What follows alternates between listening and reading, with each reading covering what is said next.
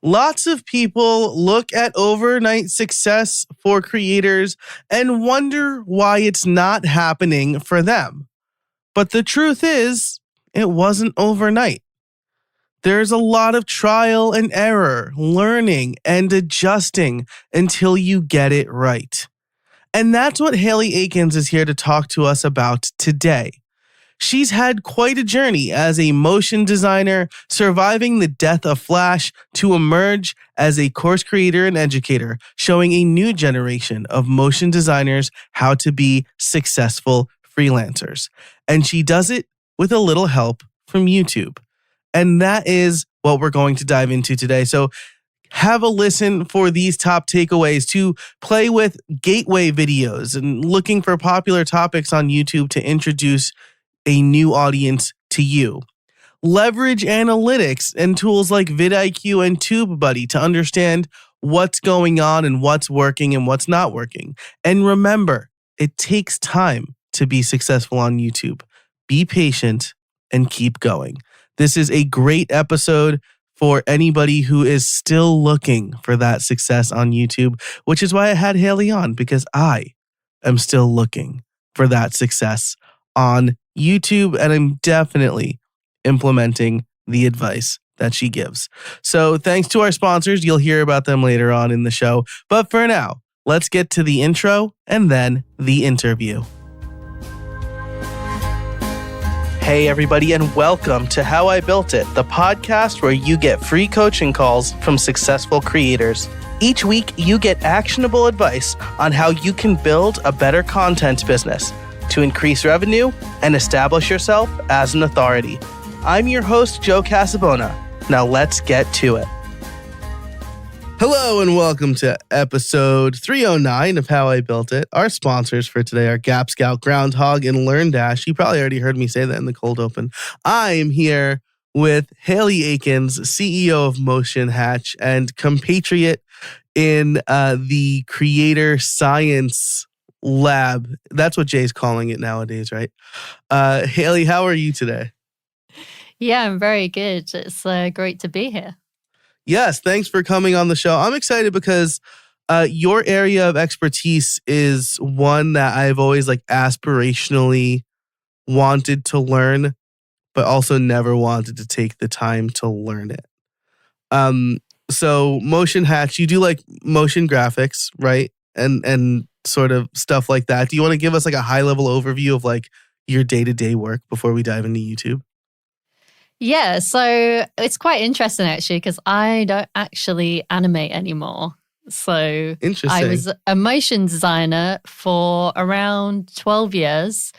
I started off full-time and then I went freelance, and I started Motion Hatch because a lot of my friends in the industry were struggling to get clients. They didn't know what to charge. They didn't know how to email their clients. And for some reason, I was doing okay. I was doing pretty well. I mean, I think it's mainly based on the fact that I'd already been in the industry for 7 years working full time. I made a lot of contacts and stuff like that.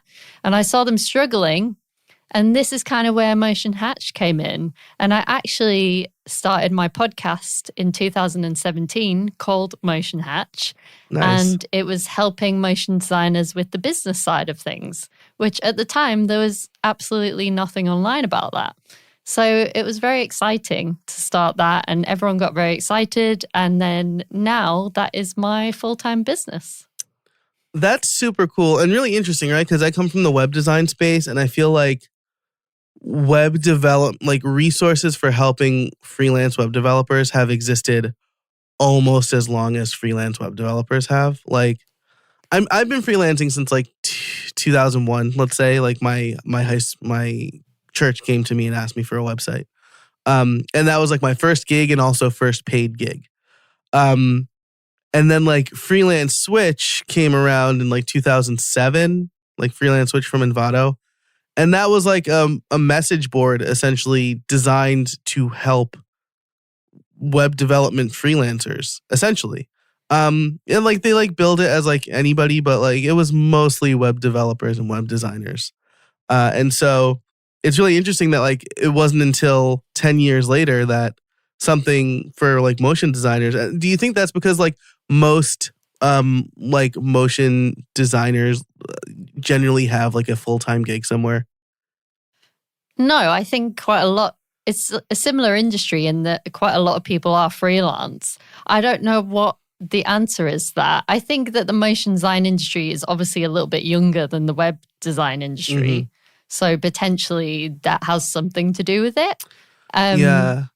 There was lots of kind of online tutorials and courses teaching you the skills of motion design. Right. But there wasn't anyone teaching the freelance skills of motion design. So I wonder if you tell me if I'm way off base here, right? But Flash was a thing online for a long time that like achieved like the sort of animation stuff on websites that you no longer see today because Flash is dead.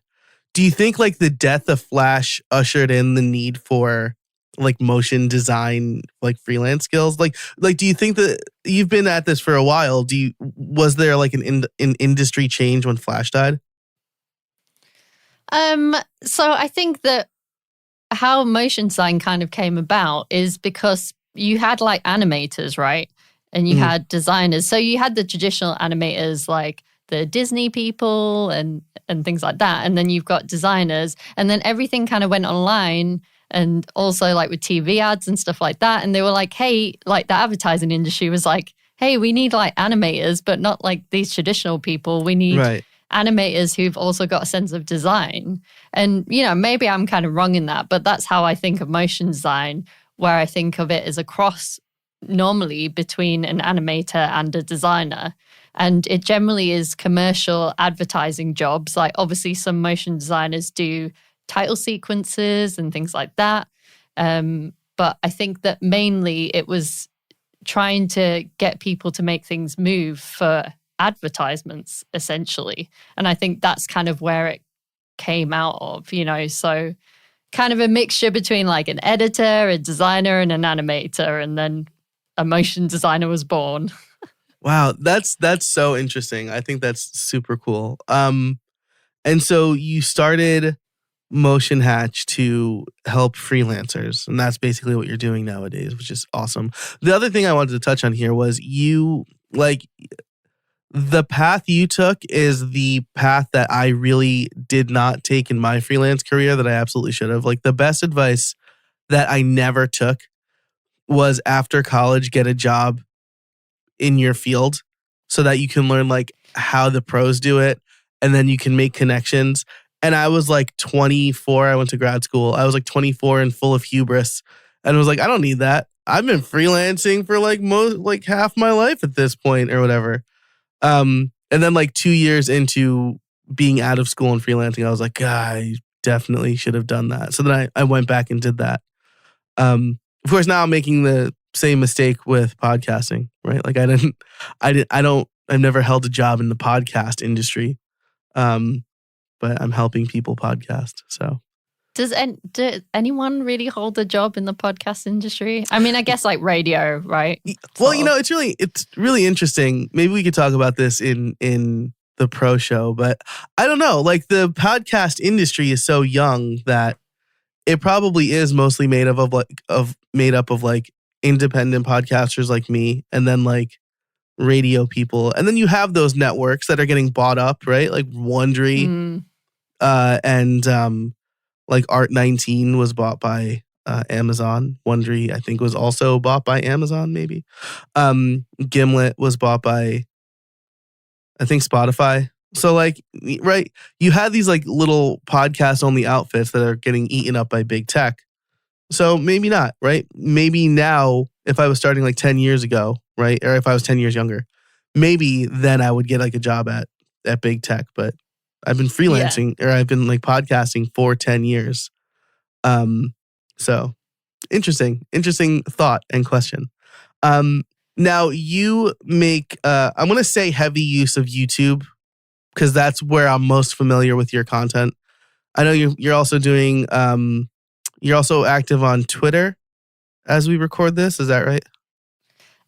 Yeah. So kind of all the platforms, which is bad. But what I would consider my main platforms is at the moment YouTube. My main platform, or like my main content piece before, was the podcast, right? Mm-hmm. And then all of the other kind of social medias, we sort of just spread it all out between them, but in a unique way that it makes sense for that platform. But me personally, like not Motion Hatch, I mainly post on LinkedIn and then a bit on Twitter.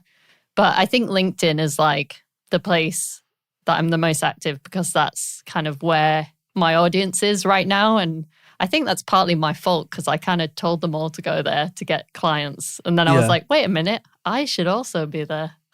Yeah. So I'm sorry, you said LinkedIn is where you're most active. Yeah, LinkedIn, Okay. Apart from YouTube, like YouTube is like a weekly video. And at the moment we've kind of paused the podcast because I did 100 episodes and then I was like, I really want to give this YouTube thing a go, like seriously. And at the time I felt like I couldn't really give them both my all. So I thought, okay, well, I'm going to pause the podcast for a bit and then go all in on YouTube, see how that goes, and then maybe bring the podcast back. So that's kind of where we are right now. Nice. And yeah, that's really interesting, right? Because like right now, as we record this in early 2023, podcast discovery is tough. Like getting exactly right. Whereas like with YouTube, like discovery is the whole thing. You play the algorithm game and like you could have a video get big. Whereas there's not really an algorithm game to play with podcasting. Like there's no place like YouTube for podcasts, despite what like Spotify wants you to think. So yeah, that's really interesting. And so like I would say if you do go back to the podcast, like you'd still probably want to use YouTube to funnel people to the podcast or have your podcast on YouTube. Yeah, I think that what I would like to do is have do the podcast interviews and then make kind of 10-minute little highlights or a really, really good full-length show. But then I just don't really know how that fits in with my YouTube strategy right now of like doing these kind of me talking to camera type videos. And we've tried a few out and they've worked quite well. But I think it's just at the moment, we've only been doing it just over a year. So I'm still in the exploring phase of like, what is my voice on YouTube? What is Motion Hatch's voice? That kind of thing. So I think it's interesting. There's definitely a way that we could do both. And I'm really excited about that because I have a lot of people being like, bring the podcast back. Nice. That's awesome. I really want to do that because obviously they're our biggest fans and I want to help them out, right? And I like doing it. I was looking forward to doing this today because I like to chat with people on podcasts. It's just fun. Awesome. So yeah, I would like to do that, but kind of seeing what happens, I guess. Yeah, absolutely. Well, I mean, if you want to chit chat about that strategy, that's like where I live right now. So happy to chat. Offline, of course, I want to key in on something you said here, which is you've been doing YouTube for just over a year, so you're still in the exploring phase. I think that people, this is maybe I'm like straw manning this argument, right? But it really feels like the mindset going into YouTube is like, I'm going to make YouTube videos, I'm going to blow up, it's going to be awesome in like a very short time frame. So tell me a little bit more about like are you purposefully slow playing YouTube or like did you learn that you're in the exploring phase like the hard way where like you did like a month of content and like you had like 5 views total or whatever? Well, I don't know. I mean, maybe the exploring phase to me means different to like other people. So I think that I definitely took my podcast knowledge and strategy into the YouTube space. And I was like, okay, I know that I need to make this a big all singing, all dancing launch. I know that I need to do like at least 4 videos to start with so that people understand what content is going to be on here. I mean, we did put some of the podcasts on there originally. So when I say we've been doing it for just over a year, I mean dedicated weekly videos. Right. So, but we were really wishy-washy with the podcast. We didn't really do thumbnails or anything like that. But we did already have 2,000 subscribers. So just by putting the podcast up there, audio only, we'd kind of just people wanted us to be there. So I was like, okay, well, they obviously want us to be here. So I did a big launch. I did a live event. So I took some of that knowledge from doing the podcast into that space. But what I mean by exploring, I think, is every week, and I think all YouTubers do this, like, I don't feel like we've got a set strategy where we're like, this really works, let's just do this. It's all about looking at the analytics and looking at what worked last week or what didn't work or what your best performing video is. And then it's like, how can you improve on that? And I think that you always have to be thinking about that. So I don't know whether it's just always learning and always kind of trying to be 1% better each time. Yeah, so that's really interesting, right? Because I've had guests on the show say like, oh, I don't play I never look at my analytics. I don't play the algorithm game. And I really think it depends, right? Because I met with a YouTube consultant a while back for like I got like a free hour consultation when I bought, I think it was vidIQ or like TubeBuddy, one of those. And he basically said to me, if one of your videos goes viral, like if one of these videos goes viral, are you cool just making those videos from now on? And he said, if you look at a video and you answer that question with no, you should unlist it. Because like that's how YouTube works and the analytics work. So like looking at analytics, right, and saying like, oh man, this video got like 100 views and this one got 1,000, it's probably going to push you in the right direction, right? Like, oh, well, more people want to see this. Yeah, exactly. That's what I mean. I mean, we just look at like, okay, this kind of brought more people in, and we have a strategy in the way that we have what I like to call kind of like gateway videos. So, for example, in my niche, After Effects is really popular because that's the tool that most motion designers use. So I might make a video about the top 10 free places to learn After Effects. I don't teach After Effects myself, but it's related to my content because they're my people. So I'll be like, hey, you want to learn After Effects? Here's all the places that you can learn.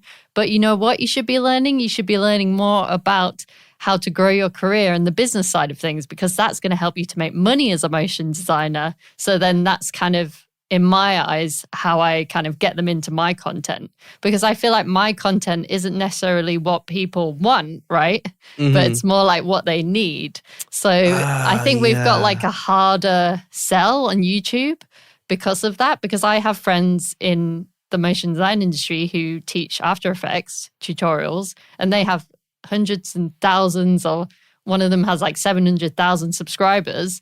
Wow. But that's because that's what everyone wants to learn. But obviously you've got a smaller group of those people who are professional, and then maybe an even smaller group who are freelance, right?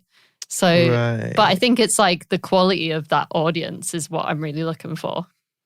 Yeah, that's a really good point, right? I read, I mean, if maybe you've seen, if you're on LinkedIn, right? Justin Welch is like a solopreneur guy, and he like talks about how he has like 4 hypotheses. He has 4 hypotheses for, I've never said the plural of that out loud, I guess. Pricing his course. And like the first one is like, I want to get like beginners, right? So it has to be priced less than $300. I want it to be shareable and recommendable. Or I want it to be an impulse buy, so it has to be less than $200. I want shareable, so it probably has to be less than $150. And I want it to go global, so I need like price parity or whatever. And I'm just like reading that going, I mean, I've never sold $1 million in anything. Maybe like lifetime for my web development career, maybe. But it just feels like that's not the approach I would want to take. I'm, as we record this, thinking of doubling the price of my playbook because I want the perceived value to be higher than where it's priced now, because I think it is more valuable. And so I'm just like reading that going like, maybe that's his audience. Maybe I want the higher end audience, right? I don't really feel like I need to get beginners because every podcast host has a guide on how to start a podcast. I want the people who are ready to level up their business. So that's a really smart way to look at it.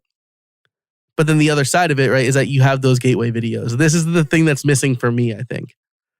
I'm like, I'm going to teach the things that people need to know. But like, if you're playing the YouTube game, like you still need to teach people what they want to know first to like bring them in, right?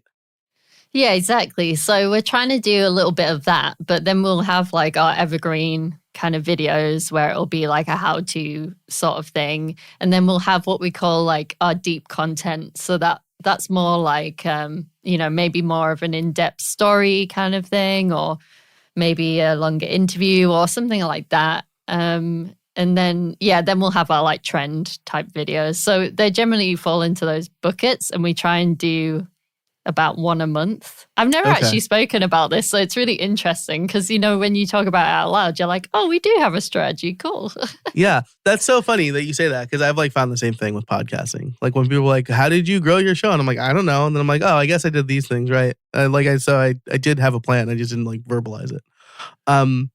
So this is cool. So now that we're like touching on content, so how do you come up with content? Like, how did you know that After Effects is a popular topic? And then like what made you think, so I should show people like where they can learn After Effects? Like what's that process like? Well, because I look at other motion designers in my industry and people that I know really well, and they all teach After Effects and they all have huge channels. So, I mean, that's pretty obvious, right? But like if you just look at, I do occasionally look on vidIQ. I mean, I think that we do that less and less as like tags kind of become a little bit less relevant than they used to be, I think. That's kind of what I've heard from all of these YouTube That's really interesting, right? I didn't realize that vidIQ like relied so heavily on tags, but that makes a lot of sense. And you're right, like they are. I've read the same thing, I guess. We've probably read the same thing, that tags are less relevant because YouTube is like basically watching your video and transcribing it, and it knows what your video is about already. Yeah, exactly. So we rely much more on like the actual content, on the title, on the thumbnail, everything that you hear everyone saying about YouTube. We try and do all of those things. In terms of like how I come up with content, I have an editor and we have a monthly call every month. And we talk about the upcoming content for that month. And we discuss those different types of videos. We both do research and we look around at like what's popular. I look around at what's popular in other niches. I rarely kind of look at my own niche, mainly because there isn't really anyone else doing the same kind of thing on YouTube. I mean, there are a couple of people who are like in vaguely similar areas, but in terms of like, if I just looked in my niche, like I said, it would be mostly After Effects or Cinema 4D tutorials and stuff like that. So I look to other niches to find ideas, and then I think, okay, how would that work in my niche, and how can I make this the best, most valuable video that it can be? This episode is brought to you by Groundhog. Groundhog is an open source CRM and marketing automation suite for serious agencies, small businesses, content creators, e-commerce experts, and WordPress professionals. Groundhog allows you to create funnels, automate email and SMS communications, and manage your contacts from the comfort of your WordPress dashboard. Unlike other SaaS CRM platforms, Groundhog does not charge you a success tax. Groundhog charges a flat rate fee, regardless of the size of your list. Groundhog will never charge you more as your list grows. It also integrates with all of the top WordPress e-commerce, LMS, and membership plugins to create a unified customer experience. Start now with a 14-day demo for $1. Go to howibuilt.it/groundhog.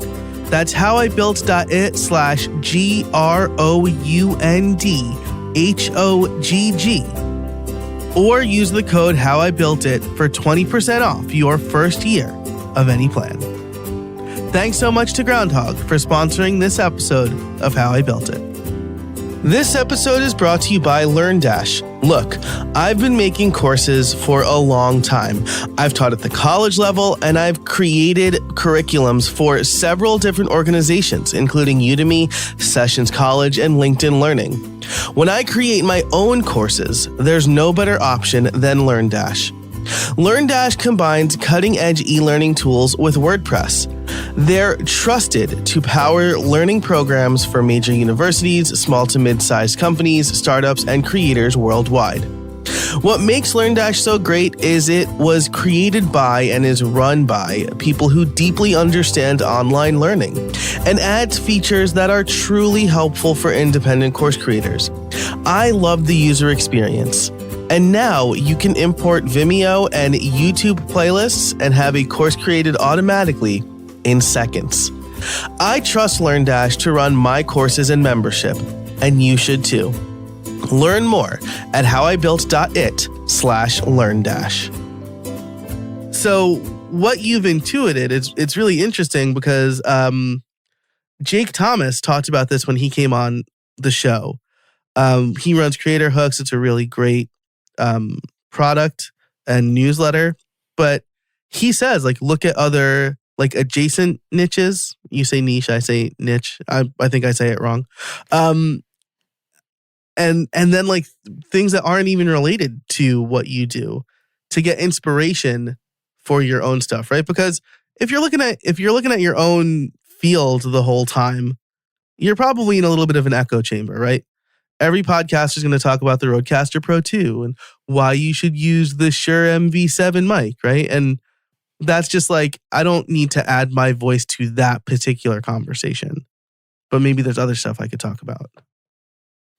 Yeah, and I think it's just in terms of titles and thumbnails too, which I know Jake talks a lot about. Yeah. Just having those ideas. And then once I see a great thumbnail or a great title, I think, oh, this is giving me a great idea for a video and how I can use that title and then make a really great video that's going to help a lot of people. So I think that's how I think about it. And I think it's working okay so far. We haven't got the biggest channel, but I hope that it grows because I know that I'm working really hard every week to get a great video out, and I get a lot of good feedback, and I think it's a great channel. So I hope more people find it so they can enjoy it. Yeah, that's great. And so that's kind of coming up. You get a lot of feedback, right? So do you get a lot of questions too that you kind of turn into videos? Yeah, so I always ask, do you want me to elaborate on this point? Do you want me to make a video about this topic? If I mention something else in the video, sometimes people just say in the comments, oh, it'd be great if you could make a video about this. We just did one about cold emailing, and someone was like, can you make a video? I was watching that one. Yeah. Oh, thanks. Yeah. And someone said, can we make a video about email subject lines? And I'm like, oh, that makes sense. I didn't think of that, but it makes sense that could be a follow-on video. Nice. I really like that. Because then you're kind of answering, it's the kind of common, talk to your customers, answer the questions they're asking, right? Don't put words in their mouth. Don't do what you think they want. Do what they actually want. And so I know that could be hard at first if you're not getting a lot of comments, right? And then maybe you look at other adjacent niches or niches and see what people are commenting on those videos and then come up with some ideas. But eventually you'll start to get feedback, which I think is really cool. I just got a comment on one of my videos that's asking me about if I think one LMS is better than the other. And so really feels like I should do a versus video, a VS video, this one versus that one feels like good content if I want to do it. So let me ask you here, as we're coming up, we're not quite there, but we're coming up on time. I want to be mindful of that. How do you stay consistent? It sounds like you have an editor. Yes. My editor always did I felt like that was the hardest part for me. Was sending my video off for somebody else to edit. I was the bottleneck there. But what else do you do to stay consistent? Well, I just want to say a couple of things about having an editor and stuff like that too, right? Yeah. So when I first started my podcast, I started it because I met a podcast editor called Jeremy Enns, who's also in Jay Class's community, but we've known each other for a long time. And we met through this community called Location Indie. And I was talking about my idea of starting Motion Hatch. But at the time, a lot of people were doing blogging, but I'm a rubbish writer because I'm obviously a designer.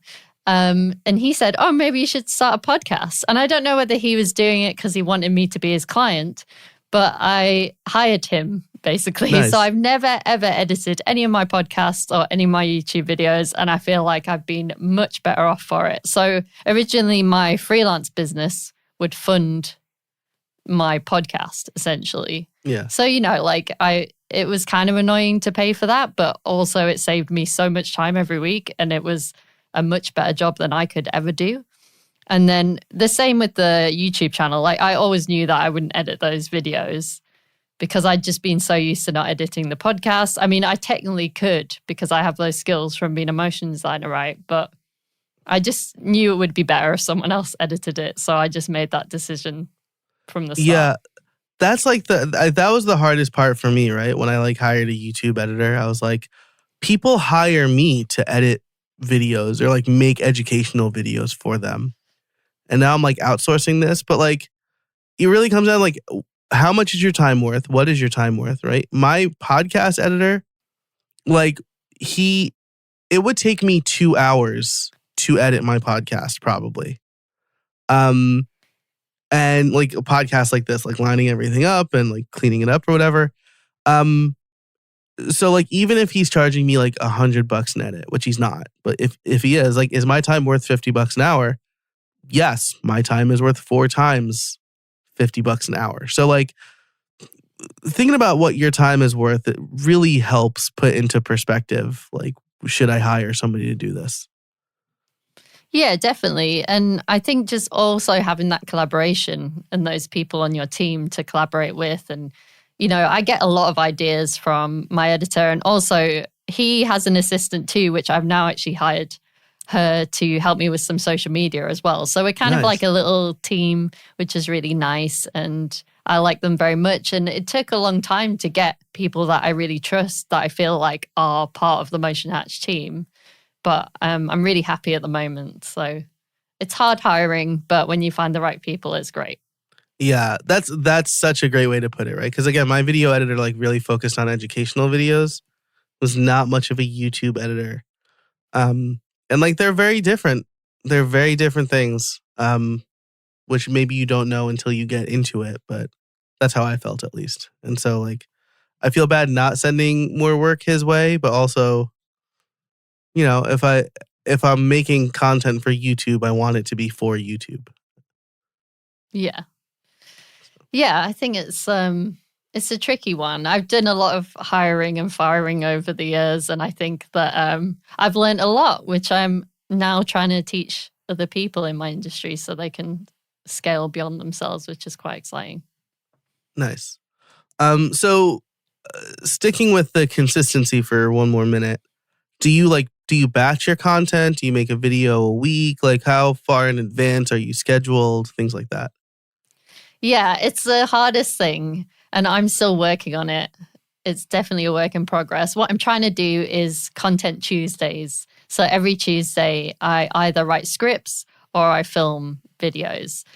And I'm trying to get into doing that every week. So one week I might be writing 4 scripts, and the next week I'll try and film 4 videos. I've never managed to film 4 videos in a day yet.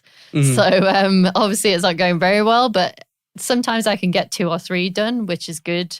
So we can get a few weeks ahead. I would ideally like to be a month ahead, but I haven't managed it yet. So It's pretty tough.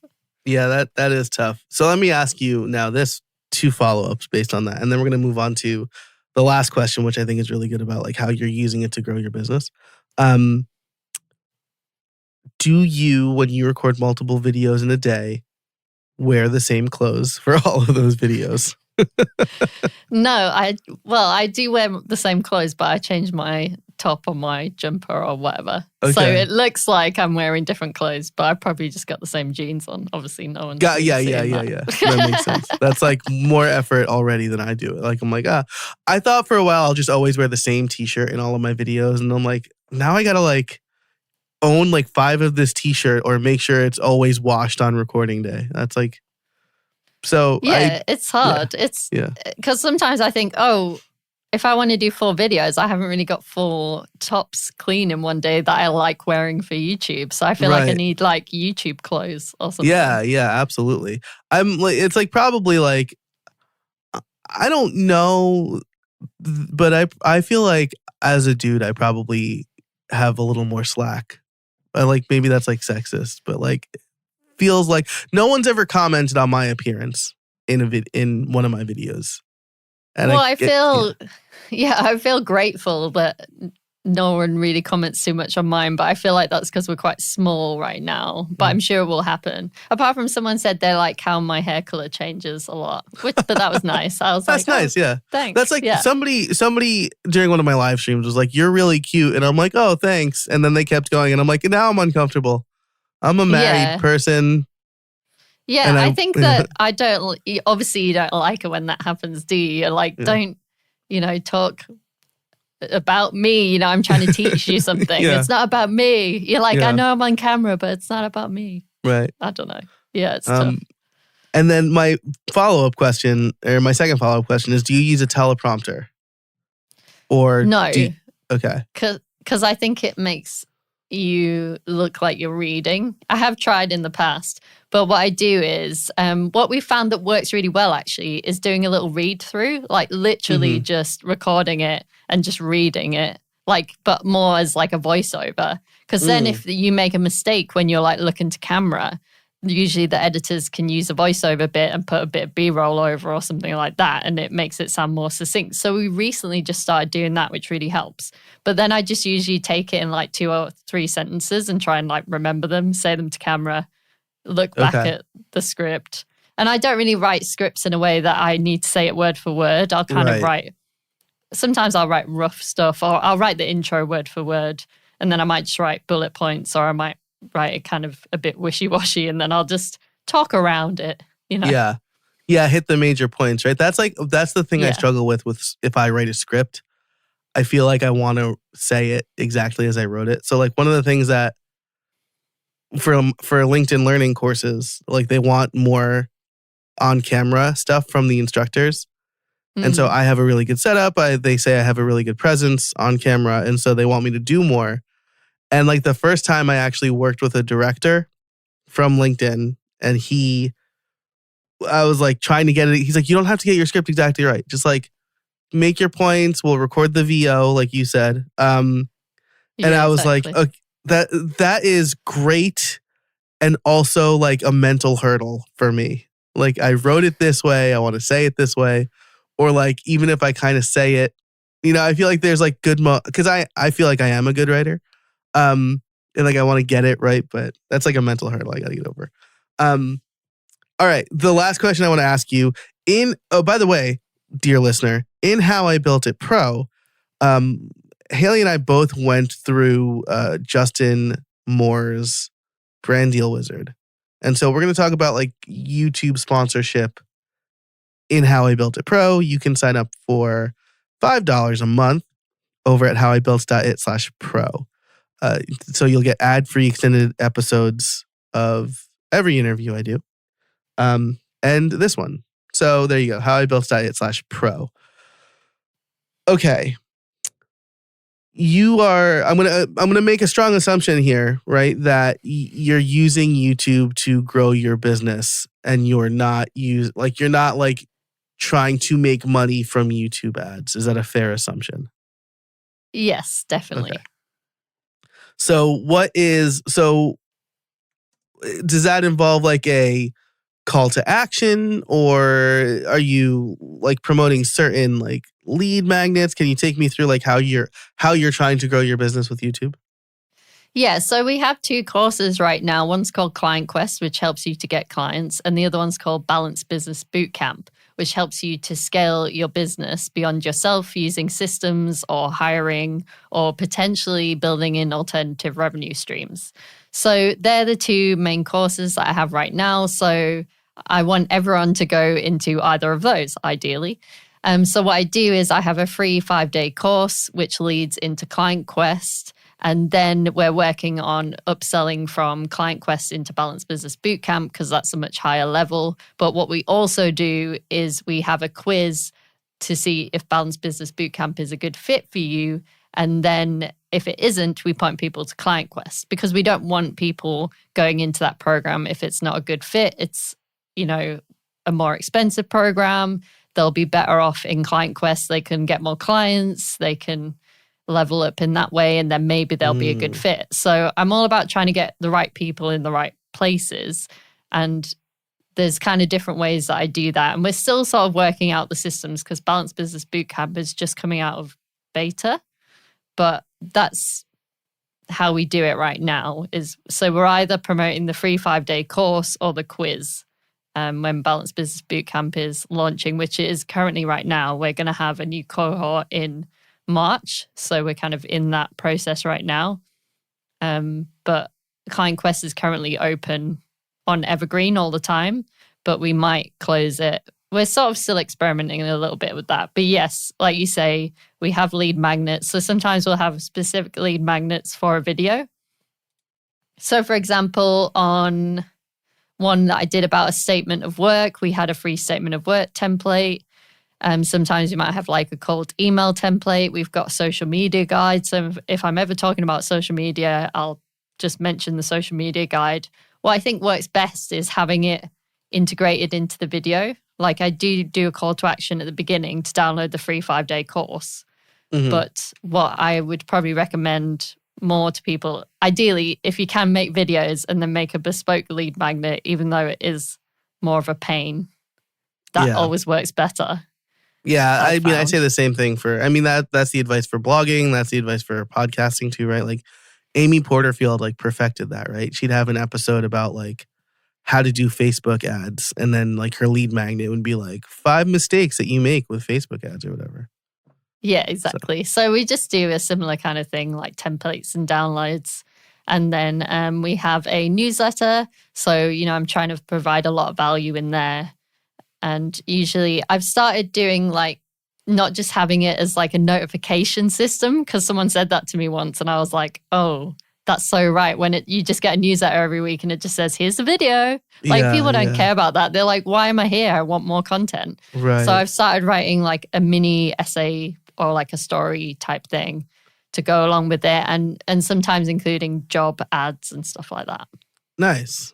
I like that strategy. I do my Monday email is a digest. Yeah, exactly. It's but there's some, there's some new content in there. But then my Thursday newsletter is like brand new content, like just for the newsletter, quote unquote. It's just for the newsletter, but it was like on LinkedIn probably 2 weeks ago. Trade secret, I guess. That's great. One follow up here. You specifically call out the lead magnet, right? Because like I had Marie Poulin on the show last year, and she like blew my mind because I was like, oh, so you have like a call to action for like your course, and she's like, no, I just put it in the description, and people buy it if they like the video, and that was like absolutely bananas to me. But it sounds like you're calling it out. It's relevant. Do you link it in the description or pin a comment or whatever? Yeah, so we usually put it at the top of the description, which I don't know whether is right. But I mean, I'm just like, this is where I want you to go next. So I put that, and then I put like the description underneath. And maybe that's wrong. So if anyone's listening to this and they're like, oh, she's making a bad mistake right there, then let me know. Because I think that's just what we've been doing, because we're like, this is the most important thing. And also it's valuable and helpful. So you should download it, you know? Yeah, that's really interesting, right? And I mean, conventional wisdom is that 80% of people are clicking because of the title or the thumbnail anyway. So like you might as well use the most important description real estate, which is the top of the description for the thing you want people to do, right? That's my thinking behind it. Yeah. But I don't think there's actually like, no one's ever told me to do that. I think I just assumed that, which is why I think maybe it's wrong. But yeah, well, I mean, if it's working for you, then I'd say that's if it true, works, yeah. right? If it ain't broke, don't break it or whatever. If it ain't broke, don't fix it is what it actually is. Again, trouble speaking today. Hayley, this has been great. I'll ask you two final questions. One is, do you have any other advice for people who are trying to leverage YouTube? I think that my advice would be give yourself a time on YouTube to really try it out, because I don't think you can go on there and expect results straight away. What worked well with my podcast is I felt like I said to myself, even if nobody listens and everyone thinks I have a rubbish voice, I'm going to do this for a whole year and see what happens. And that's exactly what I said with YouTube. And it's worked out pretty well for me so far. So I think if you're trying out LinkedIn or Twitter or something like that, you could probably do it for about 3 to 6 months. Mm-hmm. But if it's a bigger content piece like YouTube or a podcast, I would commit for a year, no matter what. Yeah, I like that. Something that stuck with me is like, I heard someone say, if you're not willing to do, like, when it comes to like starting a business, if you're not willing to do it for 3 years, like you shouldn't do it at all, right? And yeah, the idea I think is like, that's good advice. You shouldn't expect to be successful in 3 months or 6 months, right? You got to build your business. So I like that a lot. And this has been an absolute blast. If people want to learn more about you, where can they find you? Yeah, so if you want to chat to me, I'm at Haley Akins on Twitter, and you can find me Haley Akins on LinkedIn. But if you want to check out Motion Hatch, we're on all the social medias and on all YouTube and everywhere. And you can go to motionhatch.com as well. Nice. I will link to all of those things and everything we talked about in the show notes, which you can find over at howibuilt.it/309. So we'll have the show notes there. We'll have our sponsors, Gap Scout, Groundhog, and LearnDash. And of course, you can become a member of How I Built It Pro there as well. Haley, thanks so much for joining us. I really appreciate it. Yeah, thanks so much for having me. And thank you for listening. Until next time, get out there and build something.